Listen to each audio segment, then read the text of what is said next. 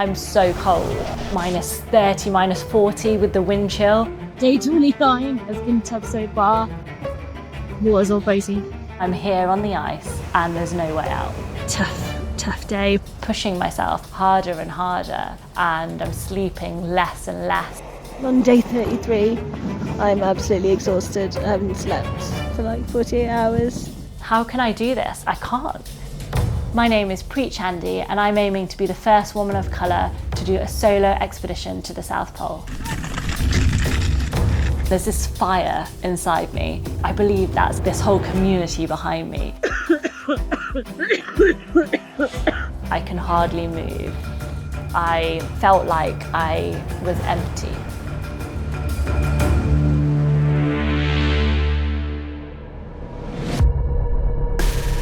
Getting to Antarctica, I step outside of the plane and the wind just hits you and you're like, whoa.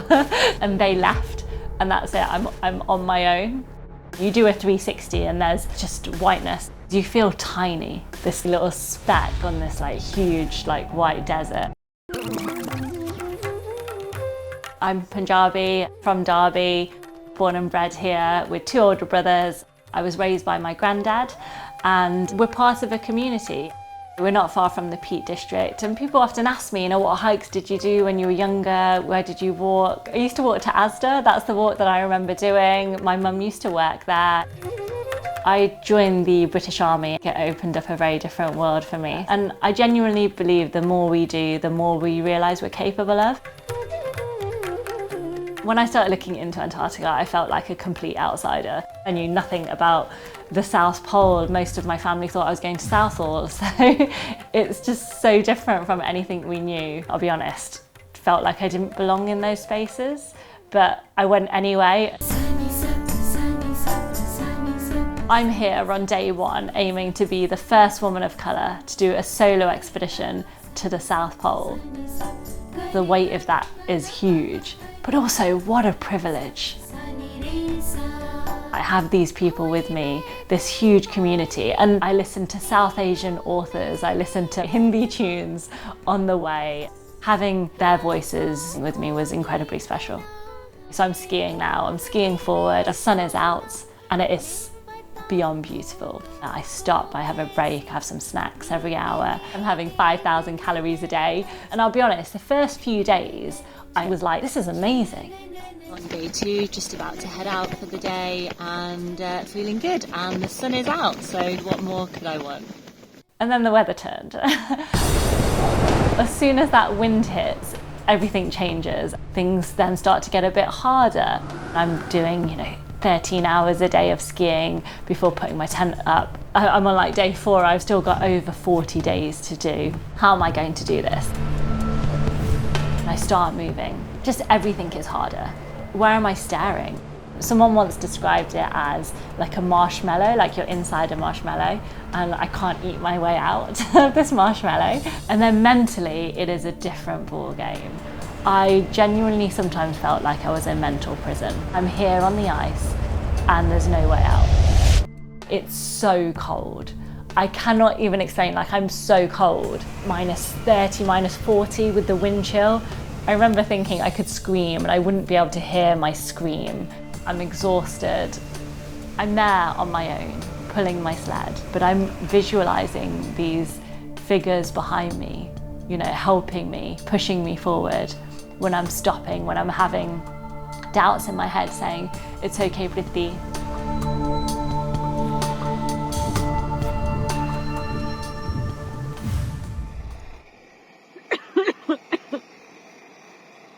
Day 29.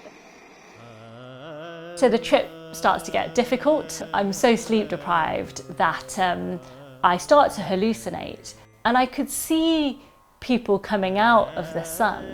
And I thought that this is an effect of the sun, halo effect. And I thought, no one's told me that this happens. I look down and I see people coming out of the ground. I'm going to keep skiing. I'll keep skiing. I'm watching the sun. And I start to see a dog with me and this little old lady. And they're saying, we're going to go ski up this mountain. So I'm trying to get to the top of this mountain, but it's too hard. There's a big, massive crevasse that is making it impossible for me to get there. How can I do this? I can't. So I'm with this dog and this woman. I'm finding it hard to move forward at this point. And of course I'm confused. I start to think I'm in a dream. How do I make myself wake up? It switches and I'm back on the ice on my own, but I can't remember which direction I've just come in. And I see tracks behind me. I see tracks in front of me.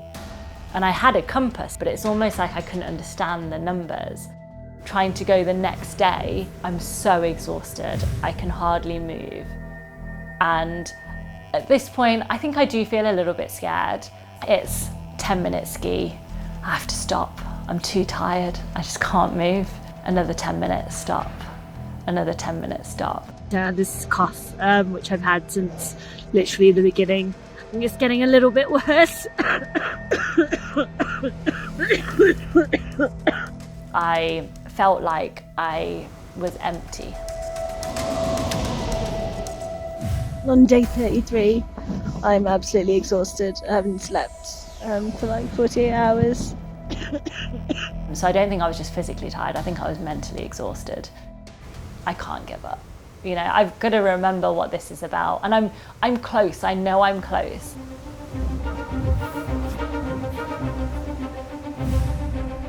Final stretch now, looking forward to getting to the end. Feeling pretty tired, probably see that in my eyes. You know, I want it to be finished now, but that fire is there. And it doesn't matter how low it's burning, it's still there. I believe that's this whole community behind me. We can do this.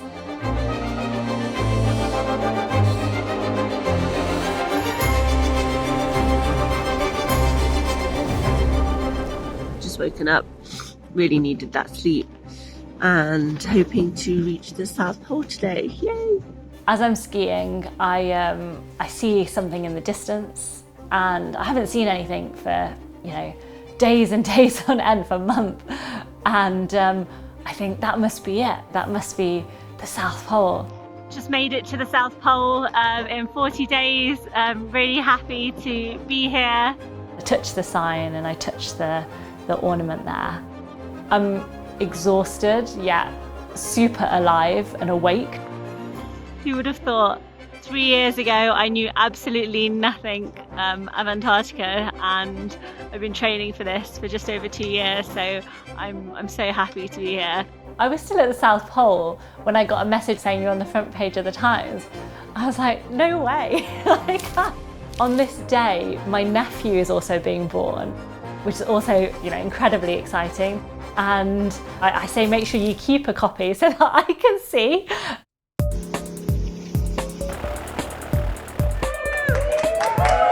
I remember coming out of the airport and seeing family, seeing friends. I felt so proud seeing my family's faces and seeing how proud they are. We use the phrase "apni kudi," which means our girl, you know, and I'm like, yeah, your girl did this. That fire, it's still inside me, and it just shows that, you know, normal people can do extraordinary things. It's not spaces that I've seen anybody that looks like me in before at all, ever. If a Punjabi girl from Derby can go and do this, then anything is possible.